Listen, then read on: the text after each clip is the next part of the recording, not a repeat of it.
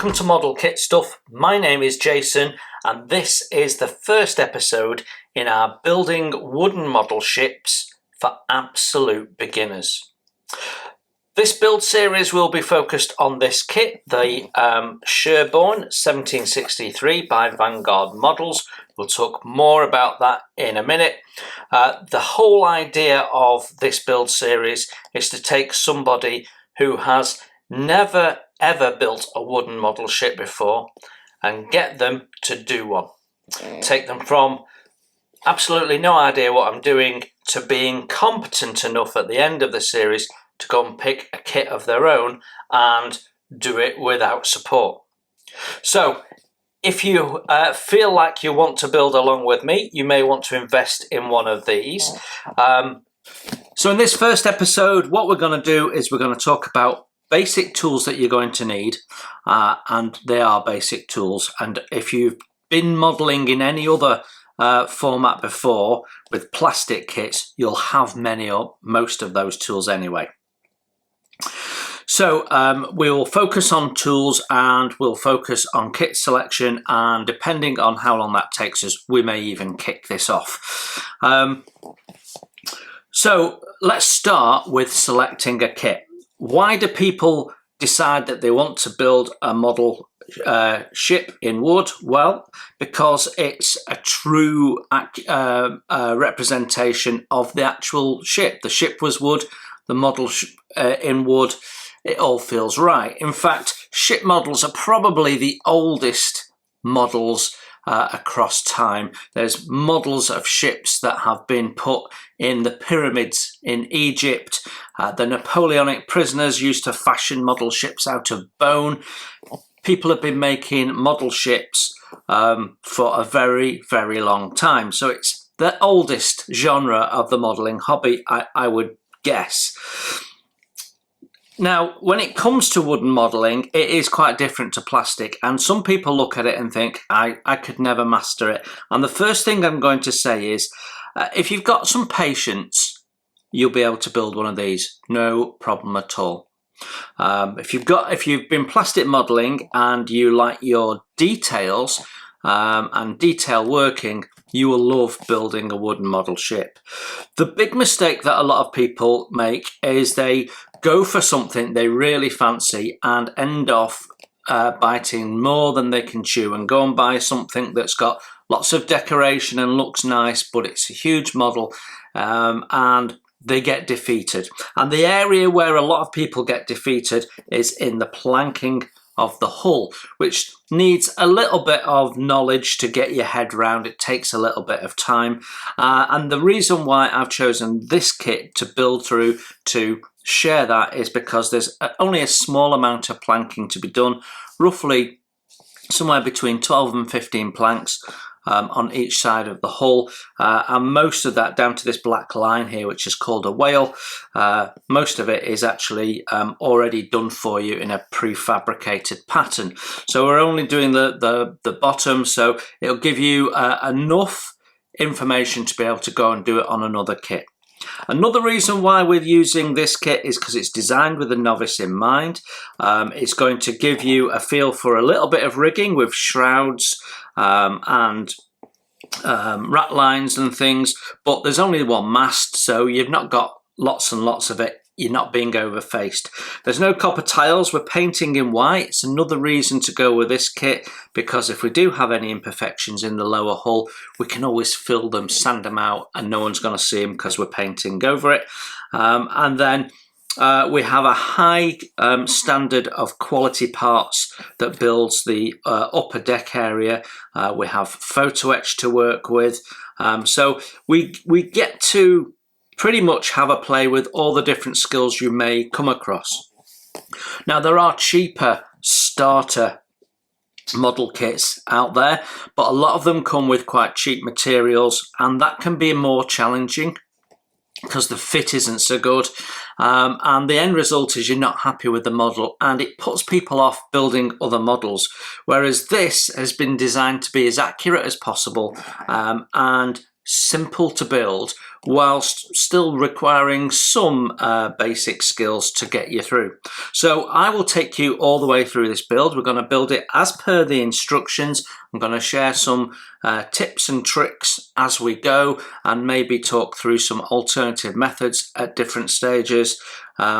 So that's the whole idea. So my hope is to get more people into building wooden model ships, because they are a really good way of relaxing, of taking your mind to somewhere else, and they're very, very fun to do. And some of these projects can go on for a long time, months to years. So it's a lovely pastime and a nice variation of the modelling hobby if you've been modelling plastic or model engineering before. So we're going to assume that you've never built a wooden model kit before and take you through those steps. The speed of this build will be dictated by the fact that I'm also building other things at the same time for my channel. So I'm not just focusing on one model. This is going to take you around about 50 hours. So it depends on how often you work on it, how quickly you get this done. If you choose to get this kit, and you can buy it directly from Vanguard Models, and build along with me, be prepared for the fact that I'm not going to be putting videos out from this every week. I aim to do one every other week, but sometimes if we've got jobs that take a little bit longer, then the period between the videos might be slightly extended. And we will carry on until it's done. Right, so I am going to be putting out a first impressions video of this kit, which will take you through this kit much more deeply, through the instructions, the parts and everything.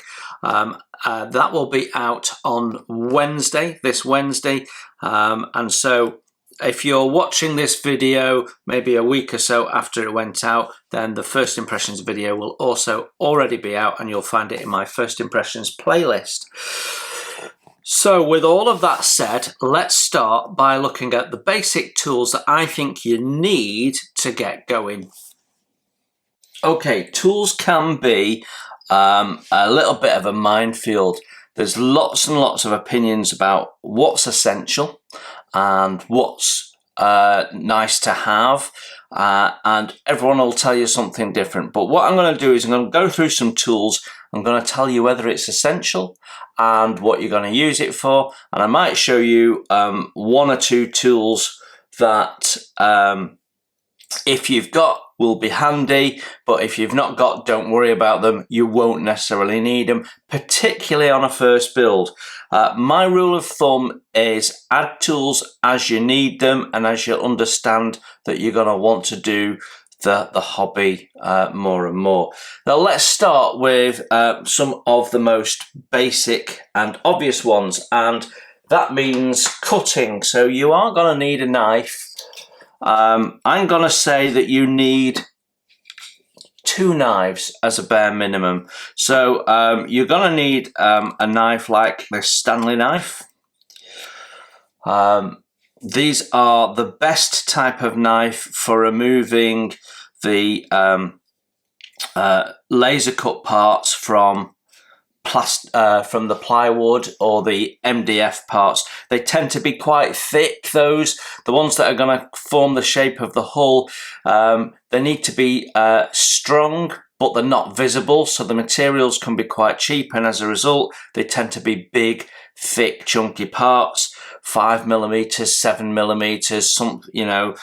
So you need a good strong knife to cut through those, and I've found over the years that a knife like this, what in the UK we call a Stanley knife, but of course that's the brand, but a heavy duty packing knife is what you're looking for, with a good sturdy blade that is not going to bend.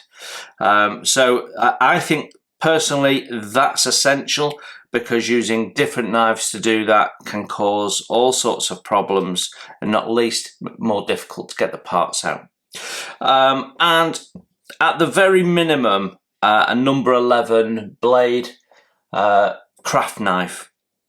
Now be careful of these. If you're absolutely new and you're getting tools for the first time, then don't get one like this. Sets like these can be very attractive. They're a good price. You get lots of different blades in, and then you get this knife that looks really good because it's got a rubber handle and so on.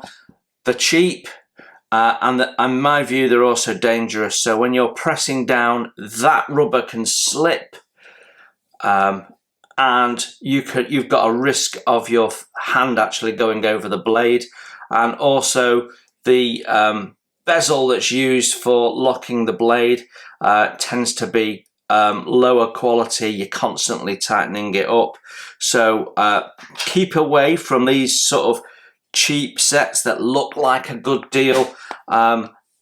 This brand is X-Acto, and I've been, this came as a set of 3 knives and various other bits and pieces. I bought it when I was 15, so this has been used for 40 plus years and has never let me down. So I've even got some of the original blades that I'm still using, and if you sharpen them up, they just keep going. So a good quality tool. With all tools, if you buy good quality, it will just last you, and you end up paying less because the cheaper ones, they break, they wear out, you replace them more often. So couple of good knives. If you've got other knives with different shapes, they can be handy for different jobs, but on this beginner's build, you're not likely to need them. So just those will do you as a start. Also, it's essential to have a saw, ideally a good quality saw that comes with a range of different size blades. These are the 2 most common ones. You might want to use a fret saw. Some older kits, the parts are that you need for building up the frames that create the shape of the ship, rather than them being laser cut or possibly CNC cut, they're just printed on the wood and you've got to cut them out. So it depends on the kit. In this instance, we're building a very modern, high quality kit, and so we're only going to need the saw for cutting 1 or 2 pieces of wood to length. We're not going to use it a lot, but it depends on the kit. Generally, in wood modelling, you are going to need to use a saw from time to time, so you're going to need one. You're often working from plans and having to take measurements, so at the very, very least, you need a good quality 30 centimetre, 300 millimetre steel rule. The reason why you want a steel one is because you are likely to do some cutting against the rule. So a plastic one isn't going to work because you can damage it and cut chunks out of it, and then you lose the fact that you've got a straight edge. So a steel rule. So at the very least, you need one of these. I personally like to have a shorter one as well. This is an engineer's rule made by Fisher in Japan. They're not cheap, but they have the advantage of being really, really thin. So a good quality rule, and this shorter one, it's just easier for some smaller parts. It's easier to use on my desk, but you will need this for some of the longer strips and things, especially when you're doing the hull and maybe measuring lengths on things like yards and masts. So a short 150 millimeter rule, whilst being handy, isn't as essential as the longer rule. I also like a clear acetate rule. This one is made by Trumpeter, and it has the advantage that you can see through it. So you can see through it on plans. You can also, because it's acetate, flex it around and measure curves. So great for marking out things on hulls. So again, this is very much a nice to have, not an essential, because what you can do is use a strip of paper and measure to length and fold it round. So we talk about all that sort of stuff as we need to when we build. we'll show you all those tips and tricks. So as a very minimum, a 300 millimeter steel rule. Some ship kits come with imperial rather than metric measurements if they're made in the USA or something. So usually if you get a steel rule, you're going to get inches on as well. But yeah, and this one has a conversion table for all sorts of different scales on the back as well. So lots of handy information. Shop around, find yourself a good one. And of course, if we're measuring, we're marking. So a good quality propelling pencil. Be wary of the cheaper ones. The graphite in them tends to snap more frequently, and you can't necessarily easily fill them up. So a good quality one that's going to last you. I prefer a 0.7 millimeter width because it's easier to see, but you can also get 0.5s as well. I do have a 0.5. Sometimes it's handy. This is a cheap one just to improve the point, but I find the 0.7 is easier to see and easier to read, so that's my preference. Keeping with cutting tools, there are one or two other materials that you might be cutting during a typical model ship build, wooden model ship build, and some of these tools will be handy as a result. Quite often you have wire, brass wire or possibly copper wire to cut, and they come in various different thicknesses depending on the model. So a very good quality pair of wire cutters is required. Be wary of, again, the cheap ones. They don't cut as well. They have a tendency to wear out.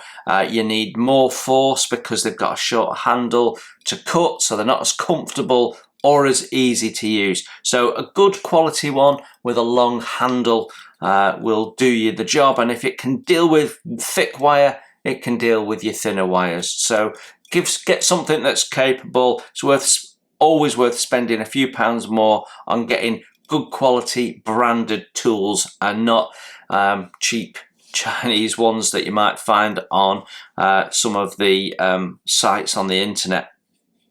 Okay, so that's an absolute essential tool, the wire cutter.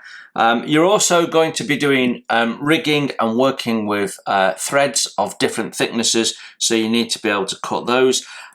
I like to use this. It's a thread cutter for dressmaking. It's just a nice snip. It's designed so that the blades are pushing against each other, so you get a nice sharp cutting action. But sometimes those threads can be covered in glue, and so a pair of side cutters can be quite good for doing that, but they don't work on everything. So I think that is an essential tool, or if you've got something like a pair of micro scissors, that will do as well, but you do need something for cutting threads. Now, a pair of scissors is also handy. Sometimes you might want to cut things out of the plans and use them as templates on certain models, especially if you've got models where you need to cut the wooden bulkheads out. But they're also good for other things like cutting out material flags or what have you. Some kits will print things like maps or decorations that you need to cut out. So a good quality pair of sharp scissors is always handy. Always handy to have. And then some side cutters. Now, you don't need high quality single blade side cutters like you might use if you are used to doing plastic modeling. What you need is a reasonable pair of double bladed side cutters. What's important here is the flat edge. I use these for all sorts of things, but one of the things that I use them for is quickly cutting to length things like planking on the hull. They're a really good way of just snipping some parts that are sort of 1.5 millimeters or less. They'll do a good job of that. But we also have some photo etch increasingly in kits, and so they can be useful for that, although I tend to use a good strong curved blade for the photo etch that you get with wooden kits. It tends to be thicker than the photo etch you typically get in plastic kits. So that is it for cutting. So just very quickly, you're going to need a number 11 blade craft knife and a good quality wire cutter as a bare minimum, and a wood saw. Everything else, if you've got it, you might use it, and it's nice to have, and you need some way of cutting threads. But there are some more tools. Both of these are nice to have, not essential. Round nose pliers. Sometimes we're having to bend or shape wire in wooden kits, create eyes and all sorts of things. So a decent pair of round nose pliers that you can use for shaping wire is handy to have. In this first build, we're unlikely to need them, but I'm introducing you to the hobby, not just this kit. And also grips. A couple of pairs of different grips is handy. These get used for all sorts of tasks, so they're helpful for holding things like photo etch when you're cleaning them up. But also, I'm going to show you in this build my method of bending planks using steam, and these become essential for that task. But these aren't essential for what we're going to be doing as absolute beginners, but they're nice to have. Most people, if they've done any form of modelling in the past, will probably have these tools to hand anyway. Next thing we're going to do a fair amount of during building wooden model ships is clamping. Now, this doesn't have to be expensive. You can simply use clothes pegs for a lot of tasks, and they're perfectly good for doing them. I actually like and prefer the wooden ones, so I've got a pot full of wooden pegs, and then I've got a pot full of more modern plastic pegs. The great thing about wooden pegs is you can shape them and turn narrow the ends or flatten the end and do all sorts of little modified clamping tasks with them. But these are really good for just clamping a couple of basic parts together while glue dries. So pegs, inexpensive and a good starting point for your clamping. I also like these. You can buy these in packs of like 20 for under £10 on places like Amazon. Here, when buying a good quantity is helpful. We'll probably use a lot of those all at the same time during some of the early stages of building this model. So these, I think, are probably your essential clamps, although you can use pegs instead of them. But if you're going to go and buy clamps, these would be the first ones I go and get. But having some clamps of other sizes are handy. So again, you can get packs of these. They're quite handy just because they've got a little bit more reach than the smaller ones. But you can get purpose-made clamps. These are made by Amati, and they are basically pegs. They're specifically designed and shaped to do those tasks. So again, they've got a long reach, so they can clamp things down onto hulls further down and that sort of stuff. So that's handy. This is another Amati clamp, and it works really well because it just works on pressure. And you can see it's a very basic tool. It just slides up and down this this bar, which actually in my case needs a clean, but it gives you greater reach. This is a nice to have. It's not an essential for starting out. I would say essential, get something like these or pegs, but long reach sash clamps can be handy on bigger models as you progress. But I'll go back to buy your tools as you need them. Get good quality ones. Don't rush out and spend a load of money at first. Anything I'm saying essential, go and get yourself if you've not got it.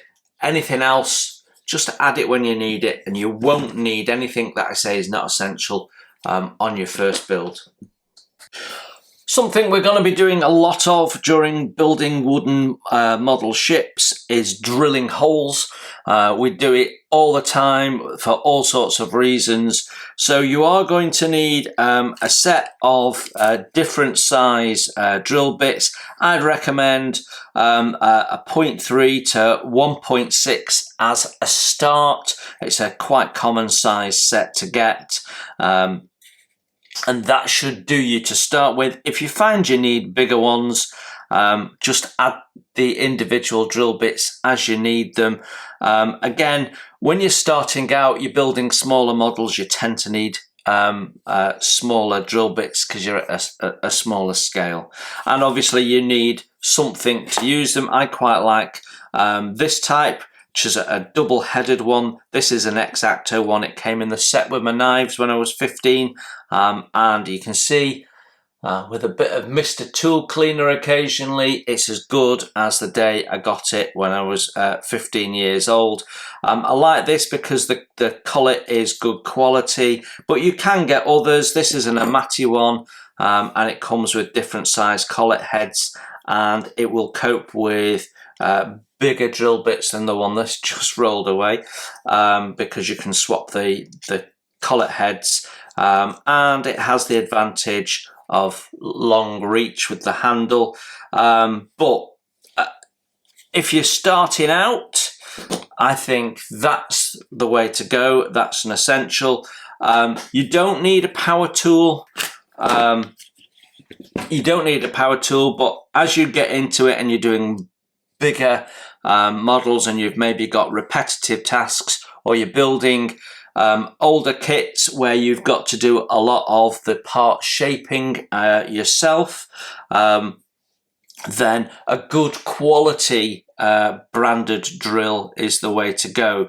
So my preferred brand is Proxon. They're high quality tools made specifically with modelers and model engineers in mind. I have had other brands such as Dremel in the past, and I've not got them now because I've either worn them out or burnt the motors out or what have you, whereas my Proxons just seem to keep going. So this is a nice to have, definitely not an essential, but if you've got one, you might find it handy as we go. Right, sanding and filing. Let's start with sanding first. We are going to be shaping wood continuously when we build, particularly in the early stages, until you've got to the point where you're about to do the rigging. All the time you're sanding something and shaping something. So you need a range of sandpapers, from relatively coarse grits down to fairly fine ones, and increasingly you're getting resin parts or 3D printed plastic parts in wooden ships. So a selection of wet and dry of different grades is also handy. Now, if you look around, you'll find that you can get packs which come with sheets of different sizes. So this is an Amati pack, for example, and it comes with lots of different sizes in. So get yourself one of those, and that will be your essential for starting with. So I think it came with 5 different sheets. I personally like to have some wet and dry, and again, this comes in lots of different grits. This one comes from 180 to 1000. So the different grits, it's all about time and different jobs. So when you're sanding the hull, you want a fairly coarse grit for the first layer. When you're doing the final layer and you're just finishing it off, you want something that you can almost polish up. It's that fine. So that's why you need a range. So a range of sandpaper grits is essential. Also, you need a sanding block. You can buy sanding blocks, but you don't have to. This is an offcut of something from my garage. I've been using it for 20 years plus, and it's handy. What you want is something that fits in your hand comfortably, that you can wrap your sandpaper around, and allows you to get stuck in. We'll particularly use this when we're sanding and shaping the hull. There are other sanding products that you might consider. This is Scotch Brite. It's the stuff that is used for scrubbing pans, so you can buy it in a supermarket. And this is fairly good for doing sort of smoothing big areas. So on your hull, once you've finished sanding, you can go over there and just give it a nice even finish. Not essential. That's your essential. Everything else here is a nice to have. Files of different sizes are handy. You will use them on both wood and photo etch materials. So when you've removed your photo etch from the fret, you might have little tabs, and so these are handy for filing those away. But also we're going to be doing things like cutting gun port openings and shapes into your wood for various different parts to fit. So having a range of small files is really handy. You can buy them in packs which come with half a dozen different shapes and sizes, and I'd recommend getting one of those because a flat one's handy, a half round's handy, square one you'll use a lot, a round one or rat tail one you'll use a lot. So these ones that you get in a multiple pack, I would say they're an essential for wooden ship modelling, but you can get them in different sizes, and again, you know, add them as you feel you need them, but as long as you've got those, will be good. Tweezers we will use a lot, especially when we start doing the rigging, and you probably want a range of different tweezers.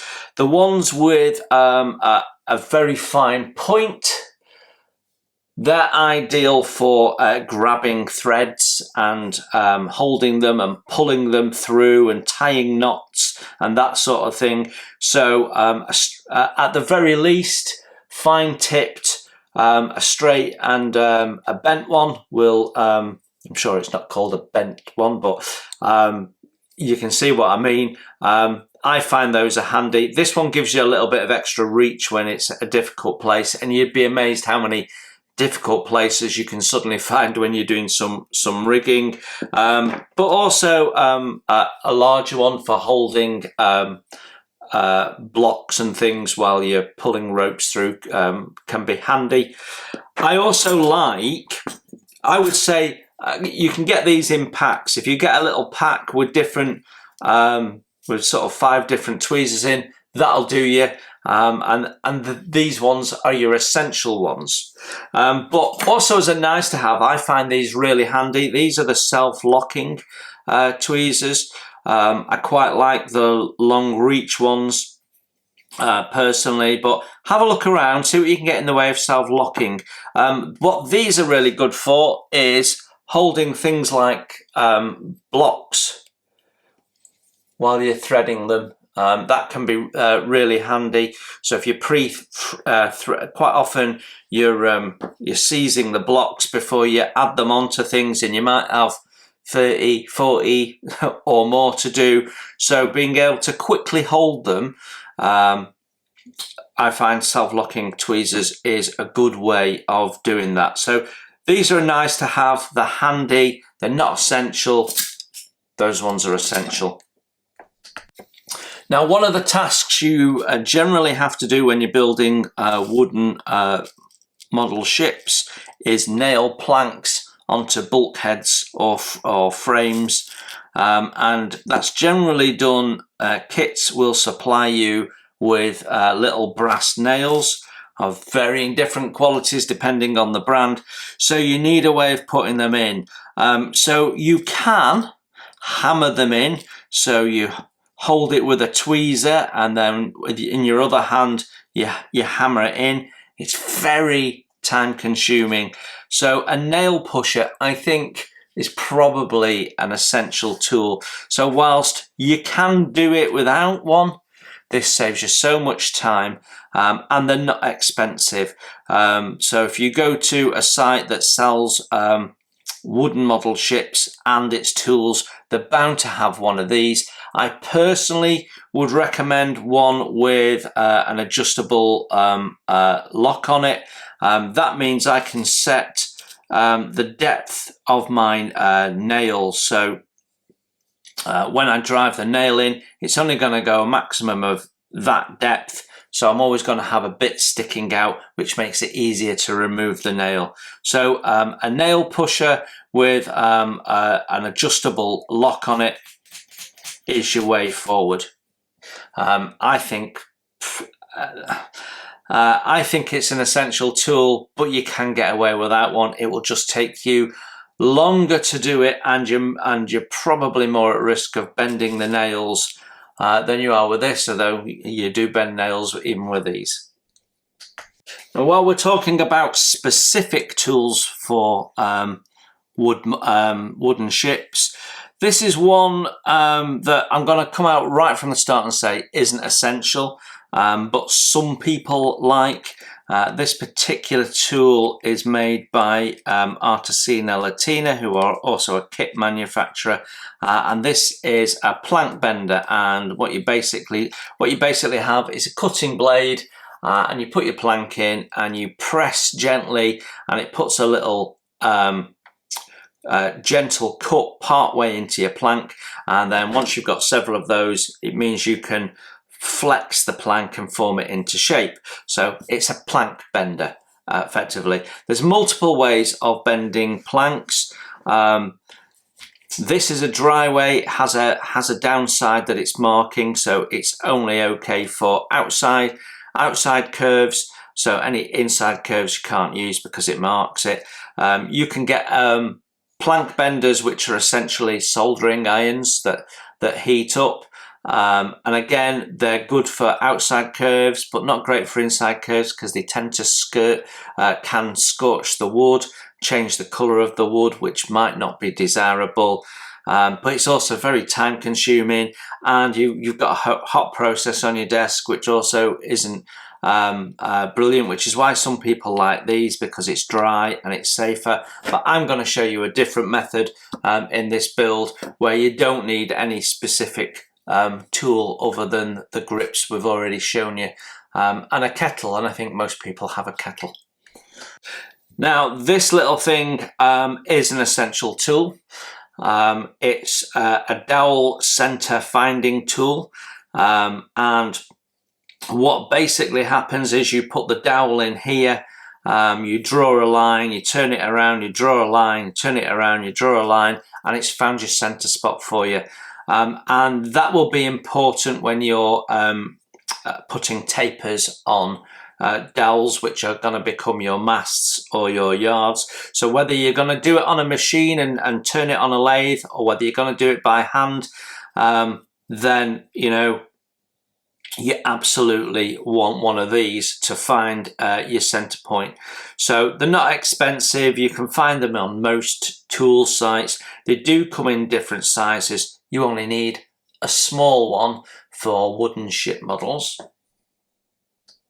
Work holding and vices, to be honest, none of them are essential. Most of what you're doing is easy to hold and work with, and a lot of it will actually be on the model itself, so you won't need these. If you're going to build the ship's boats, they're usually the smallest model you're going to have to part of the model you're going to have to mess around with. And you know, something like this Amati clamp is handy to have, but it's absolutely not essential. These helping hands, this tool is called, which is a couple of crocodile clips that you compose. They can be handy if you're having to solder wire, but you don't have to do that on most kits. But they also can be handy if you're wanting to hold threads and keep your hands free to do something. Again, a nice to have, not an essential. There's always a way of holding things, putting it in a pair of self-locking tweezers, holding it down with blue tack. There's always a method if you've not got these. So nothing you see here is essential, but if you've got them, they might come into use during your build. We probably are not going to need them on this first build. Right, we're nearly at the end of tools before we start talking about products, but we are going to be doing some painting of the model. So you are going to need a range of paint brushes of different sizes, including flat ones, so some good quality paint brushes of various different sizes. Generally on wooden ships you're doing larger area painting, but if you're going to put figures on or you're going to paint smaller details, like when you're painting the figurehead, you might need some smaller brushes as well. I generally say buy brushes as individual brushes, and buy good quality ones. You can get them in any art shop, so buy them as you need them, as the jobs come up, but you're definitely going to want a decent size flat brush for painting hulls and that sort of thing. So you're also going to need a palette. When you're using paint, you're going to need to thin paint. Doesn't matter what type of palette. These are really cheap to buy. They're about £1 in the UK to buy, so I think they're a good solution. But to be honest, you can use bottle tops, and I think an essential item is bottle tops. We're going to use these for a couple of different things. Like I say, you can use them as palettes. They're really handy for that, especially if you're starting out and wanting to keep your costs down a bit. But I also use these for glues. We're going to use all sorts of different adhesives. We'll talk about those in a moment. So having somewhere to contain it, whether you're putting a decent amount of wood glue down and you want to put it into there, or you're using a small amount of CA glue, you can spot it on the top. So I find tops really handy, and they're free because they come off various different bottles. I mean, milk bottle tops are ideal. You're also going to want some way of putting glue on. So there's different ways of doing it. You can use a glue applicator like this on large areas. I sometimes, if you're spreading glue along the full length of a strip, these can be handy. Or having cocktail sticks, or some people call them toothpicks, having those in is really helpful. They can also be helpful for stirring paints and even applying paints, so they've got lots of uses. I quite like to use a bit of wire as a way of applying it, because with CA glue, particularly once it's hard, I can remove that easier off wire than I can off a wooden toothpick. And the way to do that is with a tea light. So a tea light, I think, is one of your essential items, because not only can you use it to burn off your dried CA glue, but some of the photo etch that we get in wooden model kits is quite thick. So having the ability to heat it up and make it more malleable is handy. So we can just hold it over a flame to do that. So I think a tea light is essential. You can buy bags of tea lights for next to nothing. And the last thing I'd say is we create a lot of dust. So a small handheld vacuum cleaner is really handy for cleaning your surface area periodically, and even hoovering your model periodically. But a little camera lens blower is really handy. I use this for all my modelling, not just wooden modelling. They're not expensive. Go to a dedicated camera shop and you can get a decent quality one, fairly cheap. There are specific ones aimed at modelers, but I generally find they're a lot more expensive and they're just doing the same job. And I've used this for years. This is called the Rocket. So easy to get hold of, not expensive, shop around. And an anti-static brush. So if you've got some stubborn areas, you can get in there with your brush and blow at the same time. You'll be amazed how sanding dust builds up, and you've done a nice bit on your ship and you've painted it up nice and it all looks lovely, and then you fill it up with sawdust again. So you'll use that quite regularly. And actually when you've built your model and you've got it on display, these are the tools that you need for keeping the dust off it anyway. So I would say they're both not essential, but the next tools you'd buy before you got to your nice to haves after you bought your essentials would be these. Now there are some nice to have tools that they're not essential for the first time, for the beginner, but they are nice to have and will come in handy on most wooden ships that you build. So this is a depth line marker. And what it does, it allows you to draw a line all the way around your hull where it goes in and goes out, and keep a straight line. So for marking out an area for painting or for copper plating, whatever you're doing. There are different manufacturers' brands of this one. This one is an Amati one. It doesn't have a scale on it or anything like that. So there's some of them that have scales on. But to be honest, what you do is you set a height off the plan, and then you set it in accordance to the plan and measure the distance. You don't really need the scale. So yeah, but I find them quite handy. So quite a useful tool, much easier than trying to draw a line freehand. A set of calipers, ideally digital ones, so that you can take measurements, particularly diameters of your dowels that become masts, as they often need to be tapered. So that's quite a handy tool to have. Also, a mini spirit level. If you can get hold of something like this, so that you can make sure that masts are straight, decks are flat, all of that sort of good stuff. That's also a handy tool. And a plank guillotine. So this is designed to cut planks of strips of wood. It's fairly basic. It's not necessarily the most accurate tool in the world, but it works, and it will save you a lot of time rather than trying to saw planks, especially when you've got lots and lots of them to do.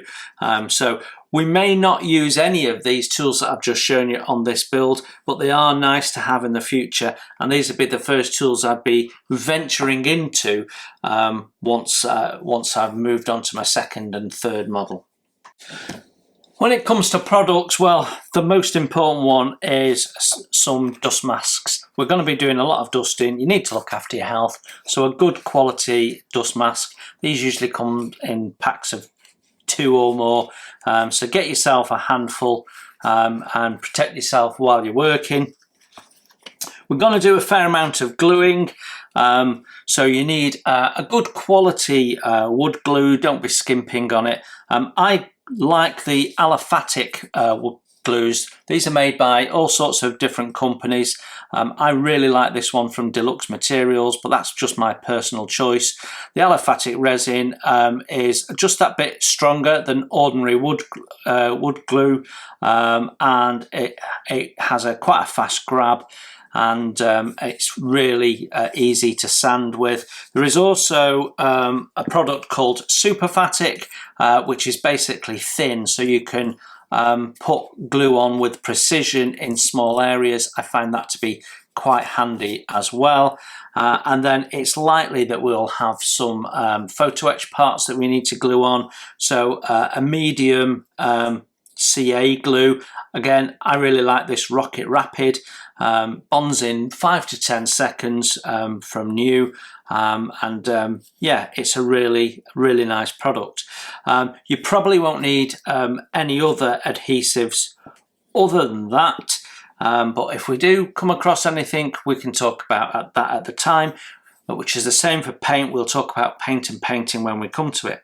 The other product that you will need is masking tape, and I have two different types here. So this yellow stuff, if you're completely new to building models, if you search Tamiya masking tape, you will find it. You can see I've got two different brands here. That's why they're two different colours.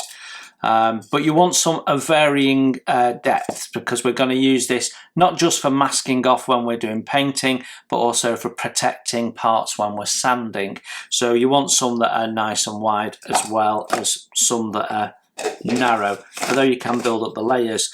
I also think it is quite handy to have these flexible masking tapes. These can be cut, and you can also bend them so they can conform to curves. This particular brand is my favourite.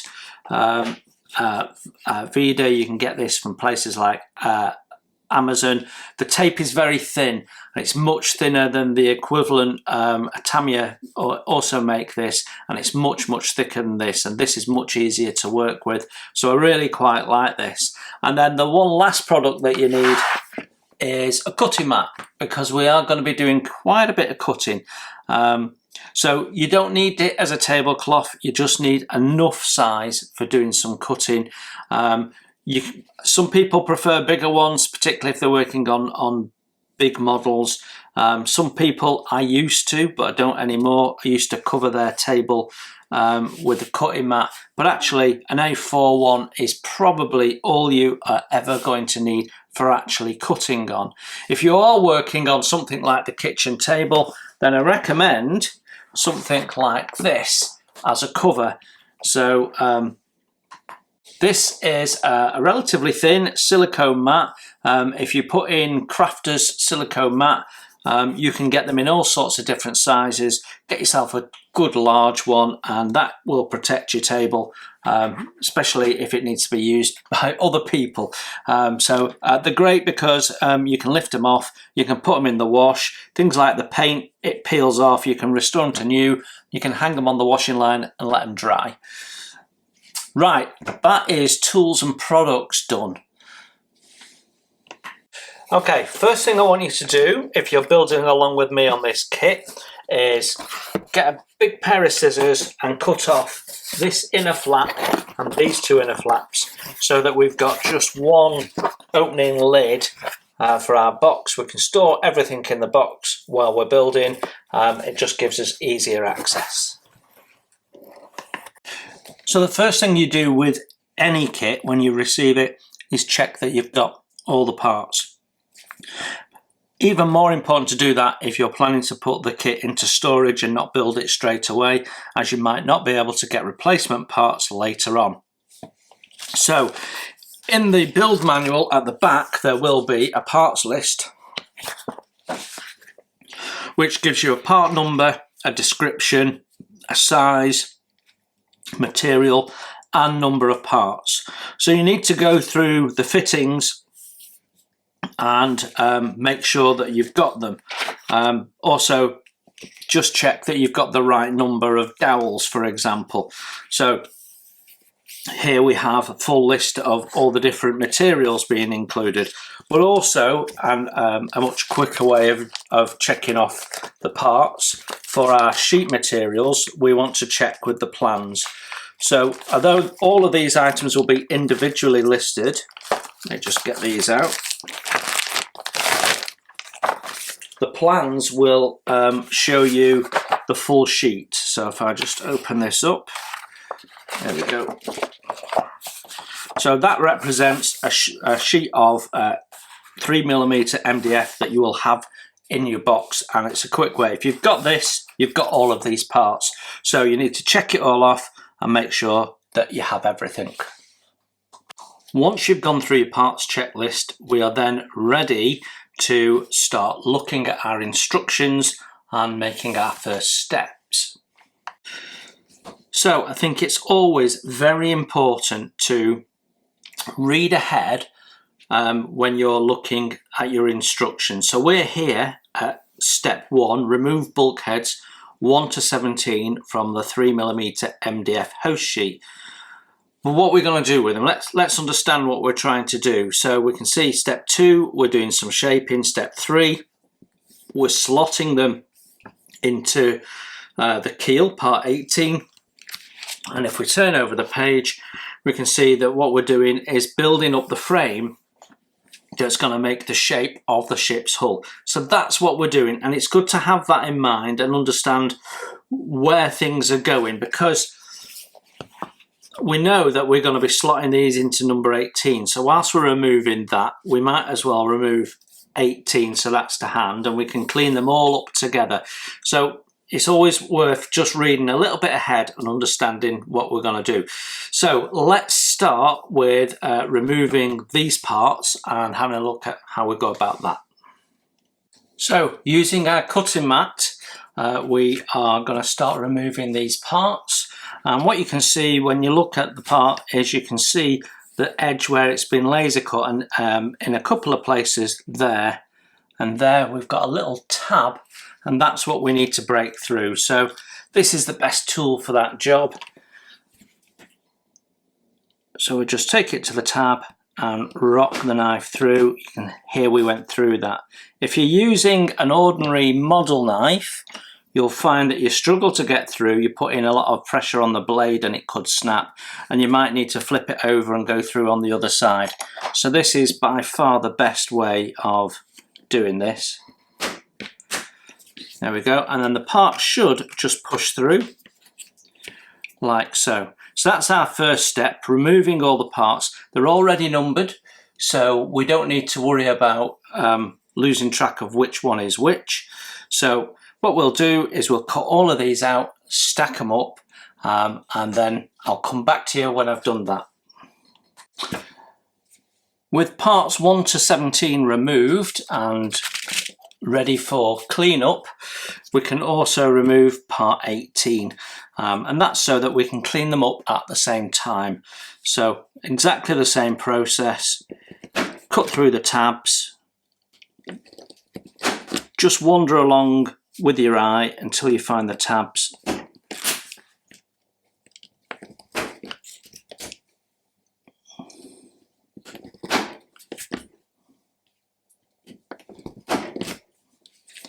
I think that should be all of them. There we go. All the rest of the parts we're going to leave on. We don't take them off unless we're about to use them. Thanks for watching. Please hit the like button and subscribe if you haven't done so. It's free, and that way you won't miss my first impressions, my tool reviews, my product reviews, and any of my builds, including wooden model kits as well as plastic. It's all free, and if you'd like to support the channel, you can hit my PayPal link in the text below. Every pound goes straight into the channel to keep the cameras rolling and to do more fun stuff for you to watch.